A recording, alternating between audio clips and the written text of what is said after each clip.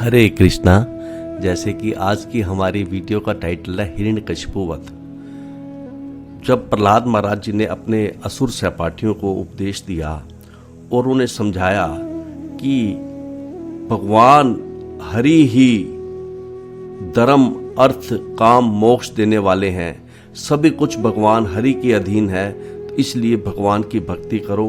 उन्होंने अपने सहपाठियों को बताया था कि सभी जीवों के हृदय में भगवान स्थित हैं, सभी को समान रूप से प्रिय हैं, सभी के मित्र हैं। कोई भी देवता हो, असुर हो, यक्ष हो, दैत्य हो, वो भगवान की भक्ति कर सकता है। फिर उन्होंने बताया था कि जो मुकुंद के चरणों को भजता है वह कल्याण से ओतप्रोत हो जाता है, इसलिए भगवान की भक्ति करो, सभी जीवों में भगवान को देखो। इस संसार में हमारा सबसे बड़ा लाभ यही है कि हम भगवान गोविंद की भक्ति पाएं और सब जगह भगवान को देखें। जब ऐसा उपदेश प्रहलाद महाराज जी ने अपने असुर सहपाठियों को दिया तो प्रहलाद महाराज के उपदेशों का पालन करने से सभी असुर बालक भगवान विष्णु के प्रति अनुरक्त हो उठे। यह अनुराग प्रकट हो गया तो षंड तथा अमरक जो उनके शिक्षण गण थे वो बड़े भयभीत हो गए। उन्होंने अपने आप को जब असहाय मानकर वह हिरण्यकशिपु के पास गए और उसको उन्होंने सारी बात बताई। यह सुनकर हिरण्यकशिपु बहुत क्रोधित हुआ और उसने मन ही मन प्रहलाद महाराज को मारने का निश्चय किया। हिरण्यकशिपु ने कटु वचन बोलते हुए प्रहलाद महाराज से कहा कि तूने मेरी आज्ञा का उल्लंघन किया है, मैं तुझे आज ही यमराज जी के पास भेज दूंगा। हिरण्यकशिपु ने प्रहलाद महाराज जी से कहा कि जब मैं क्रोधित होता हूं तो तीनों लोग अपने ईश्वर सहित भयभीत हो जाते हैं और तू मेरे सामने निर्भीक खड़ा है और मेरी आज्ञा का उल्लंघन भी कर रहा है। किसके बल पर तू ऐसा कर रहा है? प्रहलाद महाराज ने उत्तर दिया, हे राजन, आप मेरे बल का स्रोत जानना चाह रहे हो।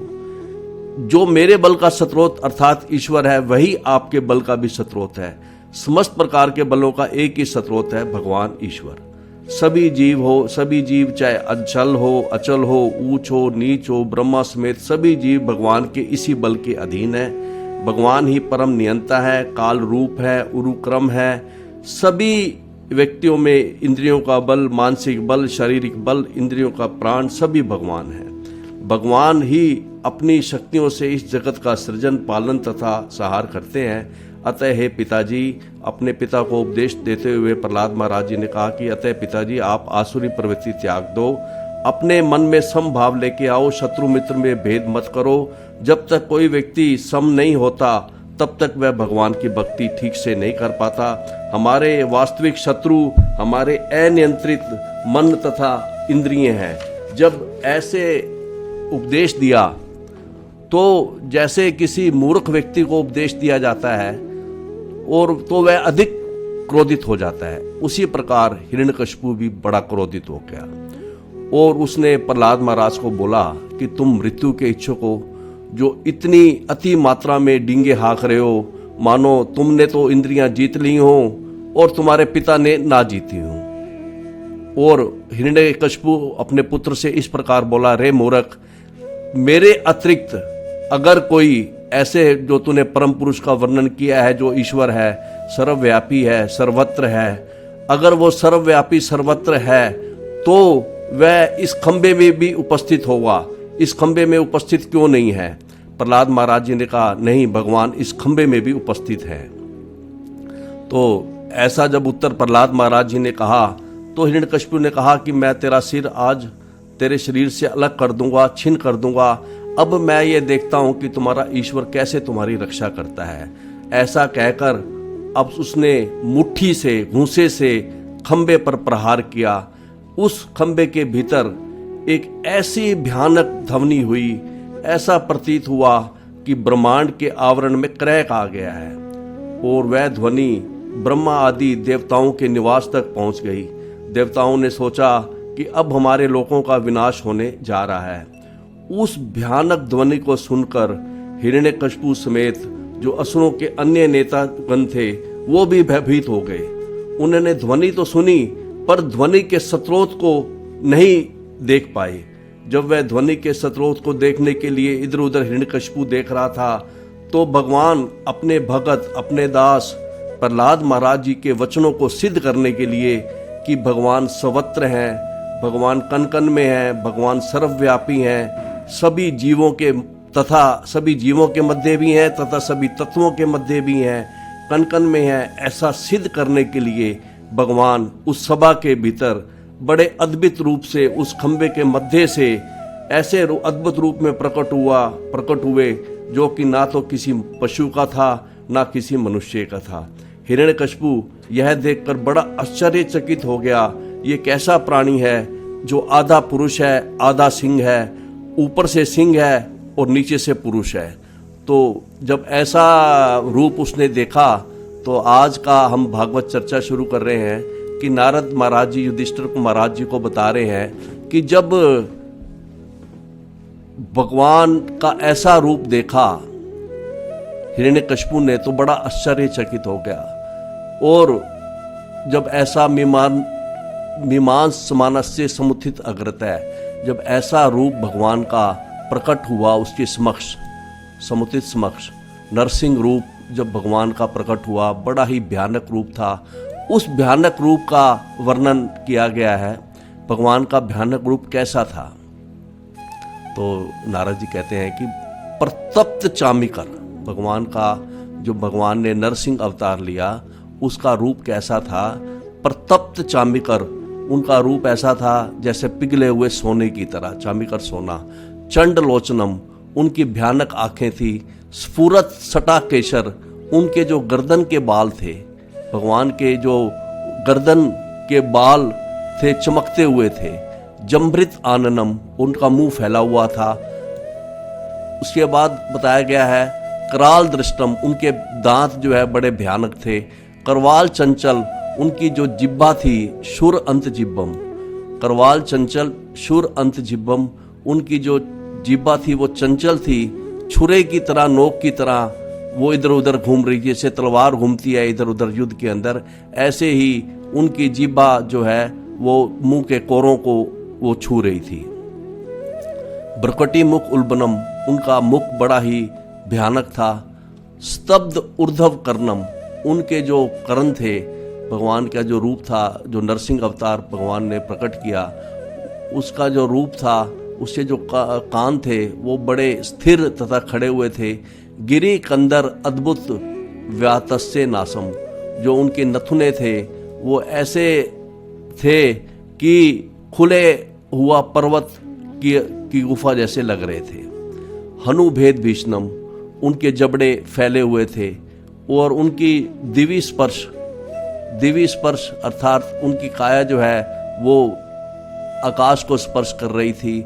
अधीर्थ पीवर ग्रीव, उनकी जो गर्दन थी बड़ी मोटी और छोटी थी। उरु वक्ष, उनका जो छाती थी चौड़ी थी। अल्प मध्यम, और कमर जो है वो पतली थी।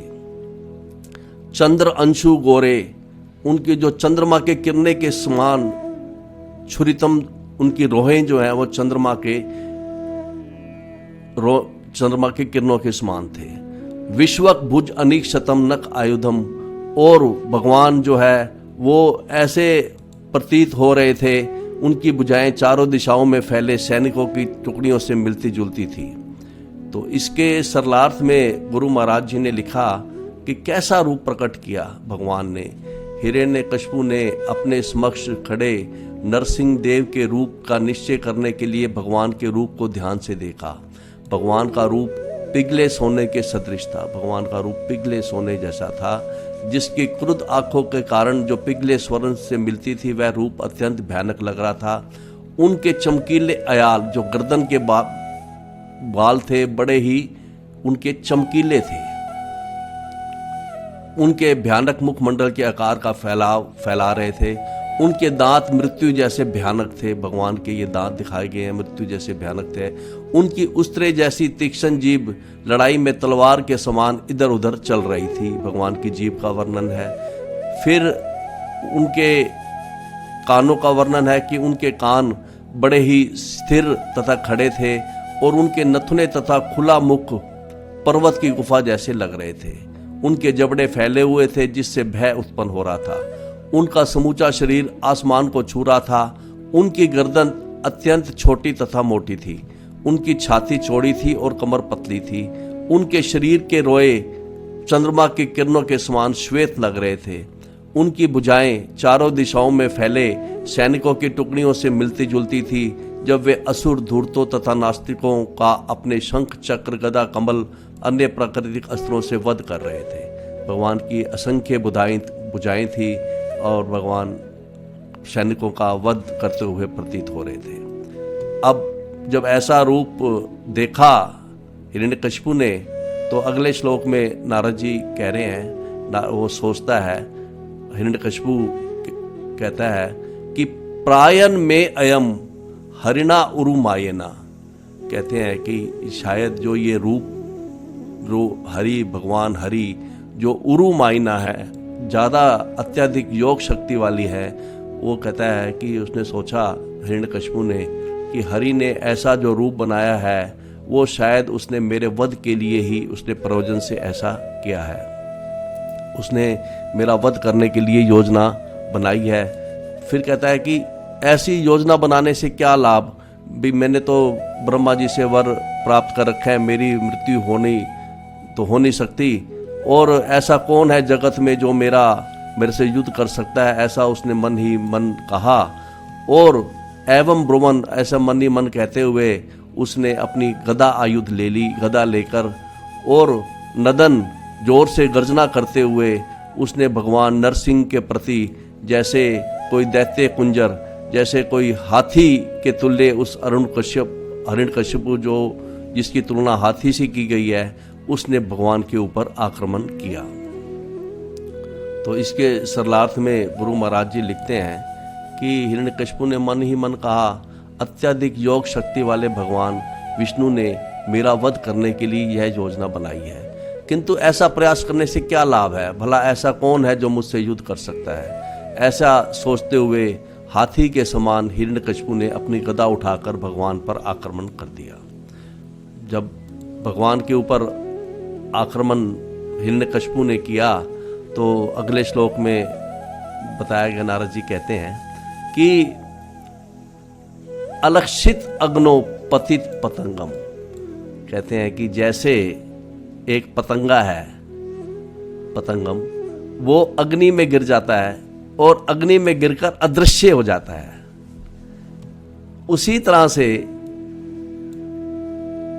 जब उस असुर ने भगवान के ऊपर आक्रमण किया, भगवान हिरण्यकशिपु ने तेजो में भगवान पर आक्रमण किया, तो वो भी अदृश्य हो गया।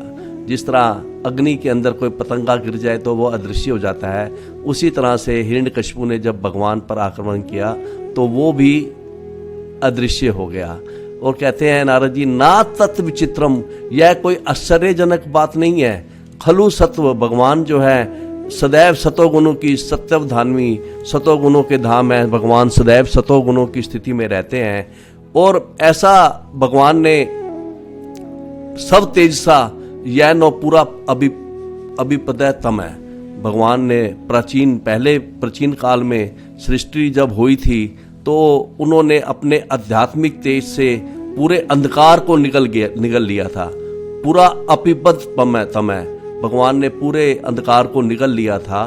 तो ऐसा ये कोई आश्चर्यजनक बात नहीं है। तो इसके सरलार्थ में गुरु महाराज जी ने लिखा है कि जिस तरह एक बेचारा छोटा पतंगा बरबस अग्नि में गिरकर अदृश्य हो जाता है, उसी तरह जब हिरण्यकशिपु ने तेजो में भगवान पर आक्रमण किया तो वह अदृश्य हो गया। यह आश्चर्यजनक नहीं है, क्योंकि भगवान सदैव सतोगुण की स्थिति में रहते हैं। प्राचीन काल में सृष्टि के समय वे अंधकारपूर्ण ब्रह्मांड में प्रविष्ट हुए थे और उन्होंने अपनी आध्यात्मिक तेज से प्रकाशित किया था। गुरु महाराज जी समझाते हैं कि भगवान प्रकाश है और अविद्या अहंकार है। जहां भगवान रहते हैं वहां अविद्या नहीं रहती। यह भौतिक जगत तमोगुण से भरा हुआ है और आध्यात्मिक जीवन के अज्ञान से भरा हुआ है। यहाँ इस भौतिक जगत में आध्यात्मिक जीवन का अज्ञान है, किंतु भक्ति योग से यह अज्ञान चला जाता है।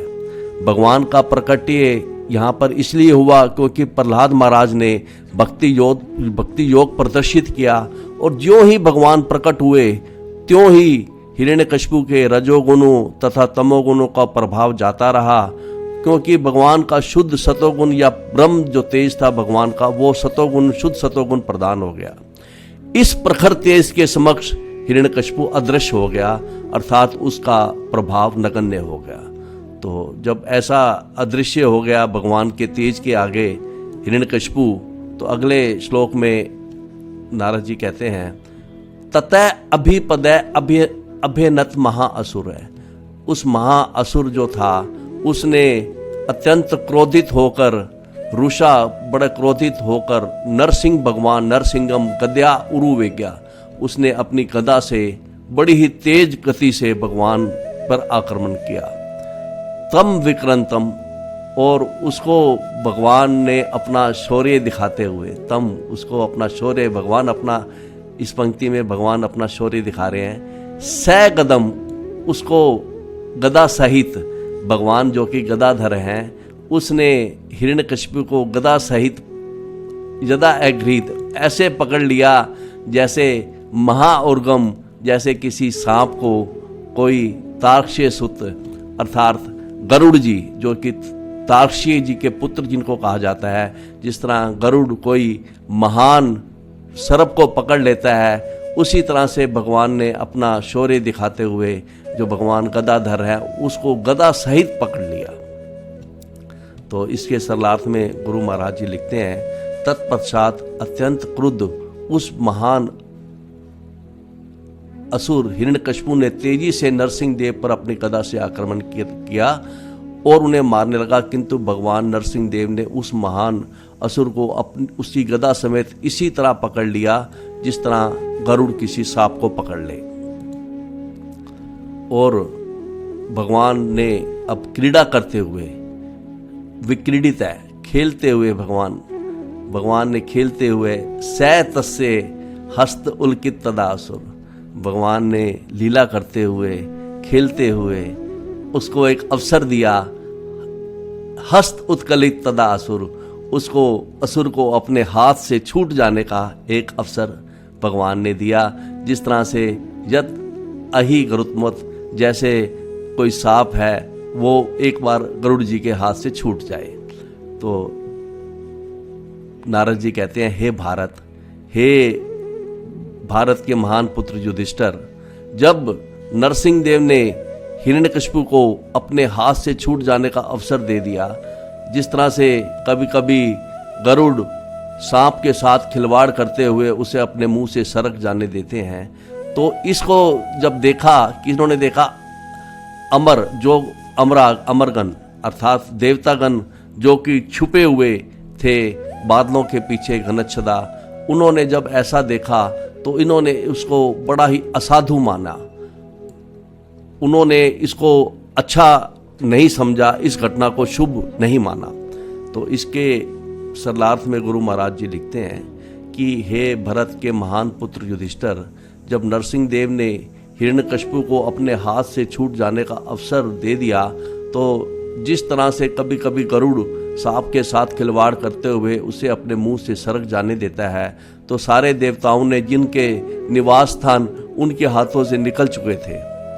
इस श्लोक में ये बताया गया है कि हृदय ओक्सा, उनके जिनके निवास स्थान छीन लिए थे हिरण्यकशिपु ने जिन देवताओं के, वो बड़े ही भयभीत होके वो छुप के देख रहे थे भगवान और हिरण्यकशिपु का युद्ध।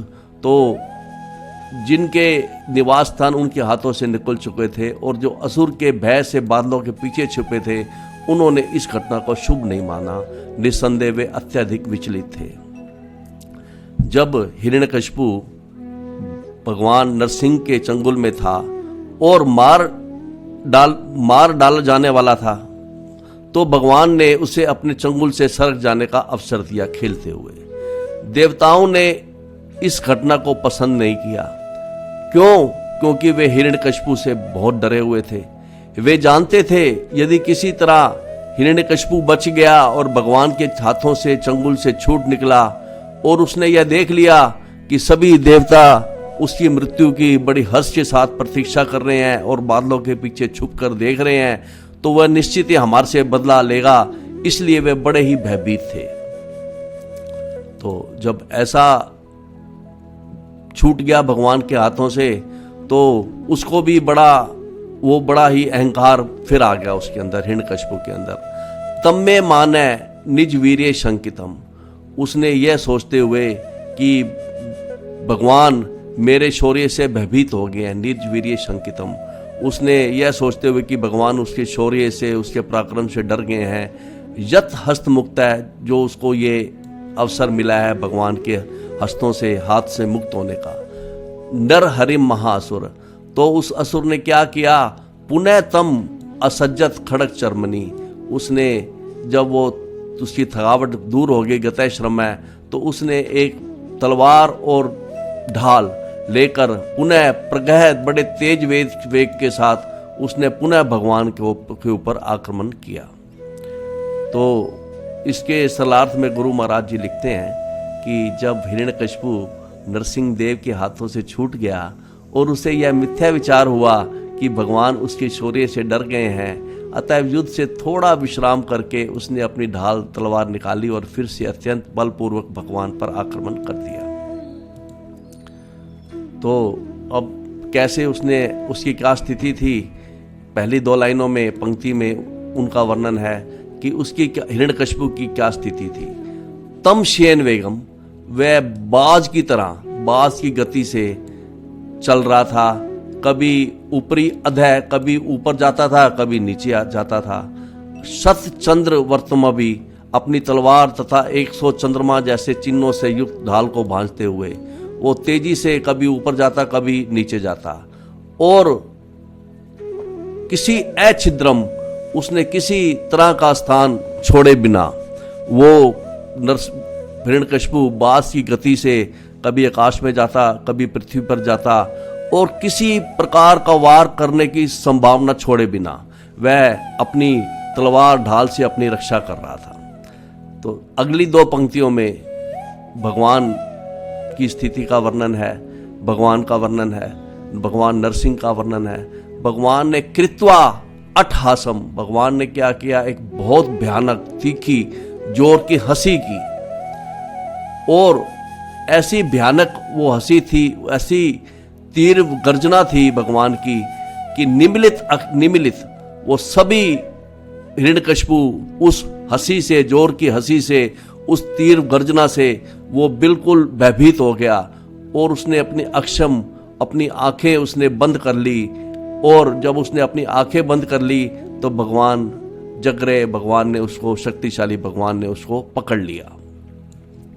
तो इसके सरलार्थ में गुरु महाराज जी लिखते हैं कि अट्टहास करते हुए अत्यंत प्रबल तथा शक्तिशाली भगवान नारायण ने हिरण्यकशिपु को पकड़ लिया, जो किसी प्रकार का वार करने की संभावना छोड़े बिना अपनी तलवार ढाल से अपनी रक्षा कर रहा था। वह कभी बांस की गति से आकाश में चला जाता और कभी पृथ्वी पर चला आता था। वह नरसिंह देव की हंसी के भय से अपनी आंखें बंद किया हुआ था और भयभीत हो गया था, तो भगवान ने उसको पकड़ लिया। अब भगवान ने उसको पकड़ के क्या किया, जब भगवान ने उसको पकड़ लिया तो जो ही पकड़े जाने पर वह विश्वक चारों ओर अपने अंग हिलाते हुए, विश्वक स्फुरंतम, चारों ओर अपने अंग हिला रहा था। पकड़े ग्रहण आतुरम, भगवान हरि ने उसको पकड़ लिया था, तो वो पकड़े जाने से पीड़ित था। और भगवान ने उसको कैसे पकड़ लिया था, व्याल यथा आखुम, जैसे किसी सांप को कोई चूहा पकड़ता है, या किसी सांप, जैसे किसी चूहे को कोई सांप पकड़ता है, या किसी सांप को कोई गरुड़ पकड़ते हैं। भगवान ने उसको ऐसे पकड़ रखा था, जो ही भगवान ने उसको पकड़ा, जैसे कोई सांप किसी चूहे को पकड़ ले या कोई गरुड़ किसी अत्यंत विषैले सांप को पकड़ ले, भगवान ने उसको ऐसे पकड़ा और उसकी वो अत्यंत पीड़ित होकर अपने अंग इधर उधर चारों ओर हिलाने लगा। और उसकी त्वचा कैसे थी, कुलिश अक्षत, उसकी जो त्वचा थी वो ऐसी थी जो इंद्र के वज्र द्वारा भी नहीं काटी जा सकती थी। और उसकी भगवान उसको पकड़ के द्वारी उरुम अपत्ते, उसको द्वार पे देहली पे लेके आए उरुम अपत्ते, और उन्होंने उसको अपनी जांग पर रखा। ददार लीलिया, भगवान ने उसको अपने नखों के साथ, नखे यथा, अपने नखों के साथ भगवान ने उसका फाड़ डाला। बड़ी सरलता के साथ लीला के अंदर ही भगवान ने उसको सरलता से उसको लिटा कर अपनी जांघों के ऊपर और उसको फाड़ डाला। इस श्लोक में गुरु महाराज जी ने इसके अर्थ में लिखा हुआ है कि जिस प्रकार कोई सांप किसी चूहे को या कोई गरुड़ किसी अत्यंत विषैले सर्प को पकड़ लेता है, उसी तरह से भगवान नरसिंह देव ने उस हिरण्यकशिपु को पकड़ लिया जिसकी त्वचा में इंद्र का वज्र भी नहीं घुस सकता था। ज्यों ही पकड़े जाने पर वह अत्यंत पीड़ित होकर अपने अंग इधर उधर तथा चारों ओर हिलाने लगा, त्यों ही नरसिंह देव ने उस असुर को अपनी गोद में रख लिया और अपनी जांघों का सहारा देकर उस सभा भवन की देहली पर ले आए और अपने हाथ के नाखूनों से सरलतापूर्वक उस असुर को छिन्न भिन्न कर डाला। जैसे भगवान जी ने दिखाया है कि अपनी जांघों पर रख के भगवान ने अपने नाखूनों से उसको छिन्न भिन्न कर डाला।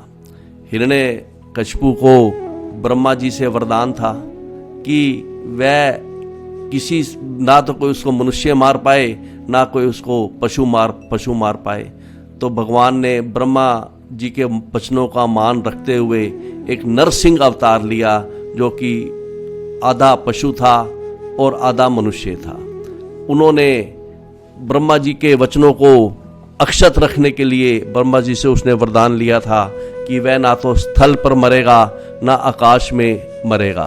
तो ब्रह्मा जी के वचन को अक्षित रखने के लिए नरसिंह देव ने हिरण्यकशिपु के शरीर को अपनी गोद में रख लिया, जो कि ना तो स्थल था ना आकाश था। उसे यह भी वरदान था कि वह ना तो रात्रि में मरे ना दिन में मरे। अतः ब्रह्मा जी के इस वचन को रखने के लिए भगवान ने हिरण्यकशिपु को संध्या के समय मारा, जो कि ना दिन था ना रात थी।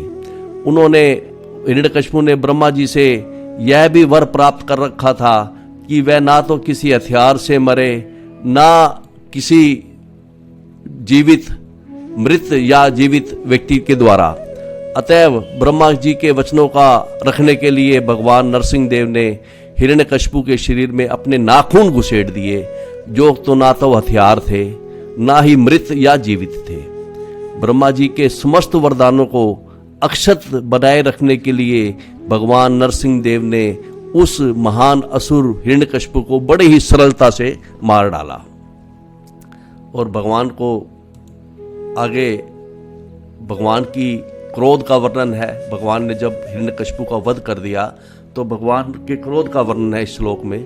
सरम दुष्प्रेक्ष्य कराल लोचन, भगवान क्रोध से भरे हुए थे, क्रोध से पूर्ण थे, और पूर्ण होने के कारण उनकी भयानक कराल लोचन, उनकी भयानक आंखों की ओर देख पाना असंभव था, दुष्प्रेक्ष्य था। व्याप्त आनन अंतम विलहीन सब जिव्या, भगवान वे अपने मुंह की कोरों से जीव को चाट रहे थे। अस्रक लव आक्त अरुण केशर आनन, और जो भगवान नरसिंह देव के मुख आनन और गर्दन के बाल केशर, ये रक्त के छींटों से सने हुए थे। अस्रिक लव, रक्त खून के छींटों से सने हुए थे। यथा आंत्रमाली दिव्य हत्या हरि, जैसे जिस तरह हिरण्यकशिपु, भगवान ने क्या किया, भगवान ने अंत्रमाली, भगवान ने हिरण्यकशिपु के उदर से निकली हुई आंतों की माला उन्होंने अपने ऊपर डाल ली, अपने गले में डाल ली। जिस तरह ऐसे भगवान प्रतीत हो रहे थे जैसे द्वीप हत्या, जैसे किसी सिंह ने किसी हाथी को अभी अभी मारा हो। तो इसके सरलार्थ में गुरु महाराज जी लिखते हैं कि भगवान नरसिंह देव के मुख तथा गर्दन के बाल रक्त के छींटों से सने थे। जो गर्दन के बाल थे वो रक्त के मुंह और भगवान के ऊपर, मुख के ऊपर और गर्दन के बालों के ऊपर रक्त लगा हुआ था। वे भगवान क्रोध से पूर्ण होने के कारण उनकी भयानक आंखों की ओर देख पाना असंभव था। वे अपने मुंह की कोरों को जीभ से चाट रहे थे तथा हिरण्यकशिपु के उदर से निकली आंतों की माला से सुशोभित थे। भगवान ने जो ये उनकी माला बना ली उनकी हिरण्यकश्यप की आंतों की, और भगवान ने खुद ही उसको अपने गले में डाल लिया। वे उस सिंह की भांति प्रतीत हो रहे थे जिसने अभी अभी किसी हाथी को मारा हो। तो इस श्लोक में भगवान नरसिंह देव के मुखमंडल के रक्त के छींटों से लाल लाल हो गए थे और भगवान बड़े ही सुंदर लग रहे थे। उन्होंने अपने नाखूनों से हिरण्यकश्यप को पेट को फाड़ डाला था और उसकी आंतें निकाल ली और उसे माला की तरह उसने आंतों को पहन लिया। इसके अगले श्लोक में नारद जी कहते हैं कि जब भगवान ने उसको फाड़ डाला तो नक अंकुर उत्पाटित ऋतय सरोरुम, उन्होंने भगवान ने अपने नुकीले नाखूनों से उसका हृदय निकालकर हिरण्यकश्यप को विसर्ज्य वो फेंक दिया। और जब उसके अनुचर तस्य अनुचरान उदायुन, जब उसके अनुचर अपने हाथों में हथियार उठाए हुए आए तो भगवान ने अहन उनको भी मार डाला। तो इस श्लोक में वर्णन है कि उसके बाद भगवान ने हिरण्यकश्यप को मारने के बाद उनके अनुचरों को भी मारा। कैसे मारा? समस्तान नख शस्त्र पाणी भी, उनको भगवान ने अपने नखूनों तथा हाथ के अन्य हथियारों से भगवान ने उनको भी मार डाला। दोर्दंड युद्ध अनुपथान शस्त्र, और वो हजारों की संख्या में थे जो उसके हिरण्यकश्यप के अनुचर थे। तो असंख्य बाहु वाले, असंख्य भुजाओं वाले भगवान ने सभी का वध कर दिया। इसके सरलार्थ में गुरु महाराज जी लिखते हैं कि अनेक भुजाओं वाले भगवान ने सर्वप्रथम हिरण्यकश्यप का हृदय निकाल लिया और उसे एक और फेंक दिया। फिर वे असुर के सैनिकों की ओर मुड़े। ये सैनिक हजारों के झुंड में भगवान से लड़ने आए थे और हाथों में हथियार उठाए थे। ये हिरण्यकश्यप के अत्यंत स्वामी भक्त अनुचर थे, किंतु नरसिंह देव ने उन्हें अपनी नाखून की नोकों से मार डाला। ये जो भी उसके अनुचरगण आए थे तो भगवान ने अपनी नाखून की नोकों से सबको मार डाला। अब भगवान ने मारने के बाद भगवान जो की दशा का वर्णन है इस श्लोक में, भगवान नरसिंह के दशा का वर्णन है। सटा अवधूता जलदा प्राप्त, कहते हैं कि जलदा मतलब बादल। जैसे सटा भगवान के नरसिंह देव के सिर के बालों से जो बादल थे वो इधर उधर बिखर गए प्राप्त है। भगवान जो क्रोधित हुए, नरसिंह देव के सिर के बालों से बादल हिलकर इधर उधर हो गए। ग्रह चैत दृष्टि विमुष्ट रोचिश है, कहते हैं कि उनकी जो आंखें जल रही थी भगवान की क्रोध के कारण, उनकी जलती आंखों से नक्षत्रों का, ग्रहों का, नक्षत्रों का तेज मंद पड़ गया। अंबोध्य श्वास हतः बिचुक्षुभु, और जितने भी समुद्र थे, अंबोध्य समुद्रों का जल, नरसिंह देव जो इतने श्वास ले रहे थे उनकी श्वास से प्रताड़ित होकर सभी समुद्रों का जल शुद्ध हो उठा। अगली पंक्ति में है निहार्द भीता दिगिबा विचरकुशु, उनकी नरसिंह देव की गर्जना से जो दसों दिशाओं की रक्षा करने वाले सारे हाथी थे, वे सारे हाथी भय से चिंगाड़ने लगे। तो इसके सरलार्थ में गुरु महाराज जी लिखते हैं कि नरसिंह देव के सिर के बालों से बादल हिलकर इधर उधर बिखर गए, उनकी जलती आंखों से आकाश के नक्षत्रों का तेज मंद पड़ गया और उनके श्वास से समुद्र शुद्ध हो उठे। उनकी गर्जना से संसार के सारे हाथी भय से चिंगाड़ने लगे। अगले श्लोक में कहते हैं कि नारद जी कहते हैं कि धो तत्सटा उत्क्षिप्त विमान संकुला, कि नरसिंह देव जी के सिर के बालों से जो विमान वायुयान थे वे बाह्य आकाश तथा उच्च लोकों में जा गिरे। और प्रोत सर्पतः, पृथ्वी की क्या दशा थी? क्षमा पृथ्वी की। प्रोत सर्पतः च पद अभिपीड़िता, भगवान के चरण कमलों के गुरु भार से पृथ्वी पीड़ित हो गई। और अर्थात भगवान के चरण कमलों के दबाव से पृथ्वी अपनी स्थिति से छिटकती हुई प्रतीत हुई। पृथ्वी छिटकती हुई नीचे दबती हुई प्रतीत हुई। शैला, जो पर्वतगणों की क्या स्थिति थी, पर्वतगण समित पेतु अमुष्य रहनसा, भगवान के पर्वतगण उनके ऐसे बल से सारे पर्वत ऊपर उछल गए। ते तत् तेज सा खम कुकुबू नारे जिरे, भगवान के शारीरिक तेज से आकाश तथा समस्त दिशाओं का प्राकृतिक प्रकाश घट गया, वो नहीं चमकी, ना रे जिरे।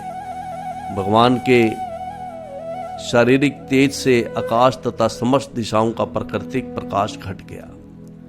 इसके सरलार्थ में गुरु महाराज जी लिखते हैं कि नरसिंह देव के सिर के बालों से वायुयान विमान बाह्य आकाश तथा उच्च लोकों में जा गिरे। भगवान के चरण कमलों के दबाव से पृथ्वी की क्या स्थिति हुई, पृथ्वी अपनी स्थिति से छिटकती प्रतीत हुई और उनके असह्य बल से सारे पर्वत ऊपर उछल गए। भगवान के शारीरिक तेज से आकाश तथा समस्त दिशाओं का प्राकृतिक प्रकाश घट गया। तो अब उसके बाद भगवान ने क्या किया, इस श्लोक में वर्णन है। तत् सभायाम उपविष्टम उत्तमे नृप आसन में संभृत तेज सम विभुम, भगवान ने अपना पूर्ण तेज तथा भयंकर मुखमंडल दिखाते हुए वो नृप आसन है, जिस आसन पे हिरण्यकश्यप बैठता था, और जब भगवान ने देखा कि अलक्षित द्वैर्थम, जब उनका इस सभा में कोई भी प्रतिद्वंदी या शत्रु उनको नजर नहीं आ रहा था, उसके सारे भगवान ने सबका वध कर दिया था, कोई भी शत्रु या प्रतिद्वंदी नजर नहीं आ रहा था, तो भगवान उस सभा में जहाँ पे हिरण्यकशिपु बैठता था नृपासन के ऊपर, भगवान वहाँ पर जाके बैठ गए। तो किसी में भी भगवान का प्रचंड वक्त्रम था, भगवान का भयंकर मुखमंडल था, किसी की भी हिम्मत नहीं हुई, किसी में इतना साहस नहीं हुआ कि वह सामने आकर भगवान को पूजे। तो इसके सरलार्थ में गुरु महाराज जी लिखते हैं कि अपना पूर्ण तेज तथा भयंकर मुखमंडल दिखलाते हुए नरसिंह देव अत्यंत क्रुद्ध होने तथा अपने बल एवं ऐश्वर्य का सामना करने वाले किसी को ना पाकर सभा भवन में राजा के अर्थात हिरण्यकशिपु के श्रेष्ठतम सिंहासन पर जा बैठे। भय तथा आज्ञाकारिता के कारण किसी में साहस नहीं हुआ कि सामने आकर भगवान की सेवा करें। और जब भगवान बैठ गए आसन के ऊपर, तो नरसिंह अवतार लेकर, तो देवताओं की स्थितियों का वर्णन है इस श्लोक में। देवताओं की स्त्रियों की क्या स्थिति थी उनका वर्णन है। निशाम्य यह सुनकर लोकत्रय मस्तक ज्वरम, जो हिरण्यकशिपु तीनों लोकों का सिरदर्द बना हुआ था, तम आदि दैत्यम हरिणा हृतम मृदे, जब देवताओं की स्त्रियों ने सुना कि हिरण्यकशिपु जो तीनों लोकों का मस्तक का ज्वर बना हुआ था, उसको भगवान हरि ने युद्ध के मध्य भगवान ने उस हिरण्यकशिपु का वध कर दिया है, तो वो प्रहर्ष वेग है, बड़ी तेज गति से उत्कलित आनना उनके खिले हुए मुख हो गए और उन्होंने बारंबार मुँह प्रसून वर्षे भगवान के ऊपर फूलों की वर्षा उन्होंने की। देवताओं की स्त्रियों ने, सुर स्त्रियां देवताओं की स्त्रियों ने। तो इसके सरलार्थ में गुरु महाराज जी लिखते हैं कि हिरण्यकशिपु तीनों लोकों का सिरदर्द बना हुआ था। अतएव जब स्वर्गलोक में देवताओं की पत्नियों ने देखा कि इस महान असुर का वध भगवान के हाथों से हो गया है, तो उनके चेहरे प्रसन्नता के मारे खिल उठे। देवताओं की स्त्रियों ने स्वर्ग से भगवान नरसिंह देव पर पुनः पुनः फूलों की वर्षा की। अब उसके बाद जब वर्षा की, तो उसके बाद क्या हुआ, तदा विमान आवलिबीन नव सतलम, विभिन्न प्रकार के विमानों से आकाश भर गया। सभी भगवान नरसिंह अवतार को देखने के लिए दिदृक्षताम संकुलम आस, सभी देवतागण अपने अपने विमानों से भगवान को देखने के लिए वहाँ पर आए। सभी आकाश विमानों से भर गया। और क्या करा उन्होंने, सुर आन का उन्होंने देवताओं के ढोल दुदम्बियाँ बजाई और गंधर्व मुख्या जो मुख्य गंधर्व थे उन्होंने गायन किया, और जगु स्त्रियां और नृणतु जगु गंधर्वों ने तो गायन किया और स्त्रियों ने, अप्सराओं ने नृत्य किया खुशी के मारे। तो उस भगवान का दर्शन पाने के इच्छुक, भगवान दर्शन करने के इच्छुक देवताओं से विमानों से आकाश फट गया, आकाश भर गया। तो इसके सरलार्थ में गुरु महाराज जी लिखते हैं, उस समय भगवान नारायण का दर्शन करने के इच्छुक देवताओं के विमानों से आकाश फट गया, आकाश भर गया। देवतागण ढोल तथा नगाड़े बजाने लगे, दुंदुभियाँ बजाने लगे, जिसे सुनकर देवलोक की स्त्रियां नाचने लगी और गंधर्वों के मुखिया मधुर गान गाने लगे। अब भगवान के दर्शन के इच्छुक थे सभी, तो सभी देवतागण तत्र उपव्रजे विबुधा, सभी अपने अपने विमानों से विबुधा, सारे देवतागण कौन कौन आए भगवान के दर्शन करने के लिए? ब्रह्मा जी आए, ब्रह्मा जी, इंद्र जी आए, गिरीश आदि आए, भगवान शिव आए, ऋषिगण आए, पितरगण आए, सिद्धगण आए, विद्याधर आए, महाउर्गय बड़े बड़े सांप आए, मनव सभी मनु आए, प्रजा नाम पति सभी प्रजापति आए, सभी गंधर्व आए, सभी अप्सरा आए, सभी चारणगण आए, यक्षगण आए, किम पुरुष आए, तात, ये युधिष्ठिर जी को नारद जी बता रहे हैं, हे तात, ये सभी देवतागण भगवान के दर्शन के इच्छुक थे और वो सभी भगवान ने जो अवतार लिया, नरसिंह अवतार, उसको देखने के इच्छुक ये सभी भगवान के पास आए। वेताला सह किन्नरा, बेतालगण आए और सह किन्नर, और सभी किन्नर भी आए। और कौन आया भगवान के दर्शन पाने के लिए? ते विष्णु पार्षदा सर्वे सुनत कुमुद आधे, सभी विष्णु भगवान के जो पार्षद थे, सुनत कुमुद आधे, ये भगवान की दर्शन के लिए, नरसिंह अवतार का दर्शन करने के लिए आए। मूर्धन बद अंजलि फुटा, और उनकी क्या स्थिति थी? और उन्होंने अपने हाथ जोड़े हुए थे, बद अंजलि, और अपने दोनों जोड़े हुए हाथों को उन्होंने अपने सिर के ऊपर रखा हुआ था। आसीनम तीर्व तेजसम, और भगवान जो अपने तीर्व प्रकाश से चमक रहे थे, उन्होंने सभी ने आकर इडरे भगवान की पूजा की। नर शार्दुलम, भगवान का रूप क्या था? नर भी थे और सिंह भी थे। सभी जो देवतागण जिनका नाम लिया गया है, वो कभी ना अति दूर चरा पृथक, सभी अलग अलग बारी बारी से भगवान के सामने आए, अपने बद अंजलि, अपने हाथों को जोड़े हुए, और जोड़े हुए हाथों को सिर पर ऊपर रखे हुए सभी बारी बारी से आए और उन्होंने बारी बारी से भगवान की पूजा की, अलग अलग से। तो इसके सरलार्थ में गुरु महाराज जी लिखते हैं कि हे राजा युधिष्ठिर, तब सारे देवता भगवान के निकट आ गए। उनमें से ब्रह्मा जी, इंद्र तथा शिव जी प्रमुख थे, और उनके साथ बड़े बड़े साधु पुरुष एवं पितरलोक, सिद्धलोक, विद्याधर लोक तथा नागलोक के निवासी भी थे। वहीं सारे मनु तथा अन्य लोकों के प्रजापति भी पहुँच गए। अप्सराओं के साथ साथ गंधर्व, चारण, यक्ष, किन्नर, बेताल, किम पुरुष लोक के वासी तथा भगवान विष्णु के पार्षद सुनत तथा कुमुद आदि भी पहुँचे। वे सभी भगवान के निकट आए जो अपने तीरों प्रकाश से चमक रहे थे। इन सबों ने अपने अपने सिरों के ऊपर हाथ जोड़कर नमस्कार किया और स्तुतियाँ की। जैसे कि इस चित्र में दिखाया गया है कि ब्रह्मा जी, इंद्र जी और अन्य देवतागण, भगवान शिव सभी वहाँ पर आए और भगवान की स्तुतियाँ वो अब करेंगे बारी बारी से। अपने हाथों को अपने सिरों को अपने सिर के ऊपर हाथ जोड़कर रखे हुए, तो वो अब आगे क्या स्तुतियाँ करते हैं बारी बारी से भगवान के आगे आकर, इसका वर्णन हम अगली सीटिंग में करेंगे। तो इसके अंत में गुरु महाराज जी ने समझाते हुए ये कहा है कि भगवान के कार्यकलाप सदैव अद्भुत होते हैं।